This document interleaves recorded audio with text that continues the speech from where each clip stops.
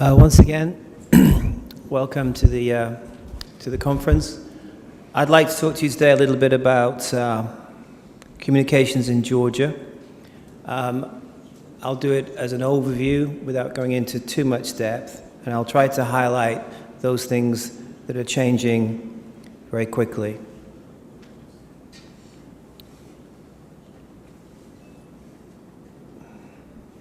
Sorry. Okay, it'll be no surprise for you that the mobile market has been growing very strongly in Georgia pretty much ever since the day I came after the Rose Revolution in 2004. It's hard to remember, actually, that only a few years ago, a lot of people in Georgia didn't have mobile phones, and there are now more SIM cards than there are people. The good thing about mobile communications in Georgia, unlike many, many countries, including countries like the UK, Germany, and the United States, is that the coverage is excellent. So not only can you use mobile phones here in the city, but you will be hard-pressed. It'll be difficult for you to find a place in Georgia where you have no coverage at all. So I think the industry over the last 10 years has worked well in this regard. Okay. Another good factor about our industry is that it's highly, highly competitive. Magticom is the only local company. So whilst registered in the United States, we have 100% of the staff are Georgian, and we have no partners. So we're not a branch of a foreign company. Perhaps because of that, we are the market leader. But we have very strong competition in the face of GeoCell, who's part of the telephony group, and Beeline, which is a Russian company that also has an interest here.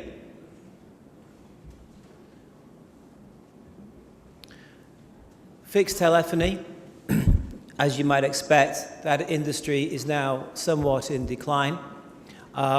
It's unusual in Georgia in that it did actually grow very strongly after the war. Magticom had identified that a lot of places in the regions did not have a mobile phone because the cables were simply not in place. And I'll come back to this theme later. What you have in Georgia is essentially two distinct markets, two problems and two opportunities. You have the cities where the infrastructure is really quite good, and you have the regions where there's a lack of infrastructure, and your technological choices, particularly for internet, are limited.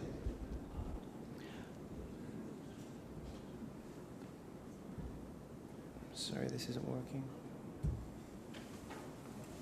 Okay. If we look at the fixed line market, then what we see is that a lot of it is now actually provided in the region by mobile, by mobile telephony with a fixed line phone.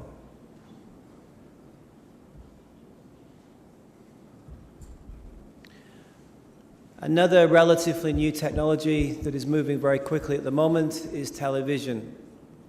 Pay satellite TV, Magticom is the first operator. We're now the market leader with 105,000 subscribers. The satellite is provided by Astra, and it covers the entire country, including Abkhazia.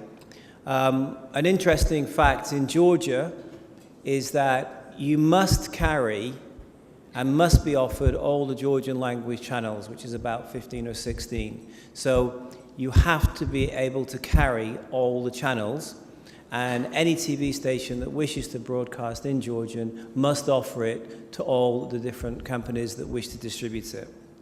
As an industry, we see content as being the future, not the immediate future, but as you look forward into our business, particularly in the IT space, what we see is the ability to be able to distribute content, that's video content or any other kind of content, seamlessly across the whole country at any time. And we're clearly working towards that as a company with our different lines of business.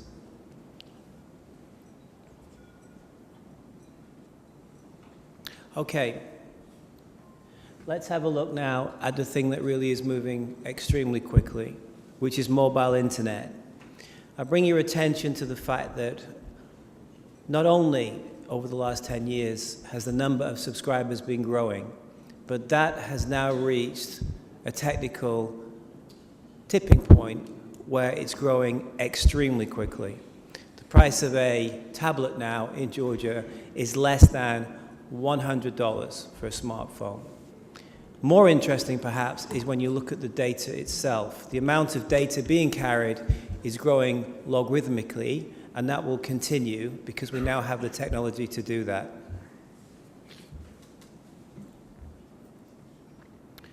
So, what's the next big step? Well, all of you in the industry will understand that 4G is now out there. It actually is in more countries than it's not. We are expecting the auction to take place at the end of this year. If we look at the older technologies, we see that there is a standard within our industry that every few years something new comes out and it increases the capability by a big factor. Now, why is 4G important? It's important because those of you who have experienced it will see that the difference is even bigger than the difference between 3G and the previous technologies.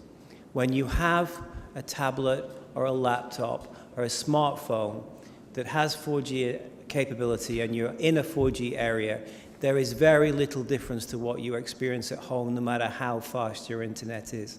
Because with today's content, practically, once you get above 5 megabits per second, it's hard really to see the difference. And in terms of downloading a high-definition movie, when you're talking about being able to do that in minutes on a mobile device, then probably for this point in time, that's enough. Now, I wanted to also just come back to this theme of what is the Georgian market like? Well, with almost 3 million customers now, we kind of understand our market very well. We have multiple brands, which I'll talk about. But for those of you interested in the market itself, I think the most distinctive difference in Georgia to some other countries is the fact that we have people who live in Tbilisi and we have everybody else. The challenge for the technology isn't actually the people who live in Tbilisi or Batumi. The challenge is, how do we bring the benefits of technology, how do we bring the internet to the majority of Georgians who actually live in small villages? Well, practically the only way to do that is to use mobile technology for the foreseeable future, because the topography of Georgia means it is highly unlikely within the next 5 years that fiber optic cables will extend into even a minority of villages across the country. So we are dependent upon a fast rollout of LTE.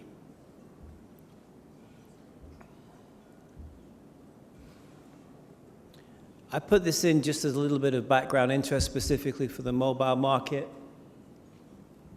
What matters in this market? I see the names of the companies around me today. I'm sure that it's of no surprise to you to know that in our industry, you cannot operate with low quality. The Georgian market, although the GDP is still very low and although we face many economic challenges, you cannot offer substandard equipment or technology to Georgians. They simply will not use it. So my recommendation here would be for all those vendors and all those people attending the conference, Georgia's vision is very much about leapfrogging to the head of the pack. If you look at the presentation that was just given, if you go down, those of you who are not Georgian, to our justice centers and our community centers, you will be surprised if you're American or if you're European, that in many ways already the government, the e-governance here is much, much higher, much, much more sophisticated than you'll see in West Europe or the United States of America. So my point here is quality is what sells in this country. Quality.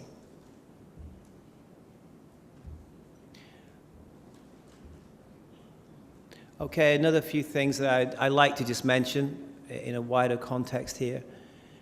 The three big drivers of the Georgian economy over the last 10 years have really been, as I said this morning, the banks, tourist trade, and technology. Magticom alone has contributed over $1 billion in taxes in the period that it's been in operation of about 17 years. So the industry we're in is not only fueling development across the country, it's also providing tax revenues through to the government. But as I said this morning on this point, it is extremely important that the government policy is that we have enough money as an industry to invest in LTE, and we're not subject to continual special taxes and special auctions which drain all the money from the system. So those of you in the government, I would make that plea again. You cannot expect us to roll out this technology into the regions if you do not allow us to make a reasonable return for our investors. One other point on that as well. The World Bank studies show that for every 10% penetration of broadband, you get an increase in GDP between 0.5 and 1.34%. So the industry that we're in is actually extremely important to Georgia. I would argue that if you were to go to a village today and ask a young person, what does he want? A tarmacked road, a railway station, or high-speed internet, he would actually say, I want the high-speed internet. That's the future. That's the railway of the 21st century, and that's the business we're in. I wanted to just give you a little bit of a feel for what I think, what my company think is important in Georgia today. We've touched on it already, but civil society is something that our industry will drive. It's not just about the economy. Magticom is highly active in the business associations in this country, and we're highly active in civil society in this country. We believe that the best way for Georgia to grow is not only to get closer to Europe, but also to develop as a society, and that's where the money's going to come from. I'll make another plea as I round up my briefing today. I think that education is a problem right now in Georgia. As we roll out and as we provide all this technology, we have to have people who have the capability of using it. Once again, we now have a two-track system. Every single engineer in Magticom is Georgian. Every person in the company is Georgian. There are no foreigners in Magticom except the one who's speaking now. The fact is that if we don't educate the kids, no matter how much technology we put out there, this economy will not be able to use it. Magticom, of course, supports education, but it is extremely important that all of you who wish to participate in this society make sure that your Georgian staff and their children are prepared for what's coming, because in 20 years' time, this economy will run on the backbone of what we're doing today. Finally, as a foreigner in Georgia, I couldn't really not speak about the fact that a lot of content can be created from the fact that this is a cultural center with over 4,000 years of history, its own unique language, and its own unique music. I'd ask all of you, particularly those of you who are visiting from overseas, to really take the time to look around Georgia and to experience these things. I can't emphasize enough that as we move forward, we have to have the right people in place. I'm very proud that in Magticom, 1/2 of our employees are female and 50% of our C-level are female. So any of you who are here as visitors, make no mistake about it. You don't need to bring people into Georgia. What you need to do is make sure that you help the people in Georgia to run the businesses that you're currently building.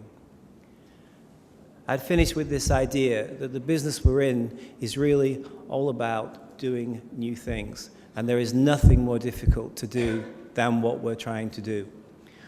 We're at a stepping point now in history. I was lucky enough 25 years ago to go into the mobile phone industry when I finished in the military.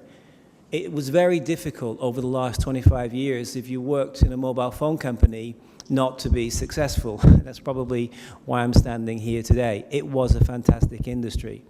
This is going to happen all over again with 4G and its successors, and with the fact that we now have a very powerful computer in all our pockets that can move anywhere. The internet will drive the economy, as will mobile communications, as will fixed communications through fiber optic cables for the next 20 years. This is the business we're in, and managing that change will be extremely challenging. We are in the most dynamic industry the planet has ever seen. I'm sure that you will be aware of the last slide, and I will finish on this. If we don't move quickly, if the people in this room don't have vision, then you will fail. Magticom has been market leader since the day I joined 11 years ago nearly now, and we're still market leader today. And the only reason is because we have the best people and we innovate. We never, ever stand still. But I would rate Georgia very poorly on this rating. I'd rate us poorly. I think there's a lot more that we should do. Everything that we look at today with this new technology should be about how do we use it in an innovative way. I think the more we can push that as leaders in our industry, the more likely we are to be successful. Diri madloba, korar kaba. Agade kabe.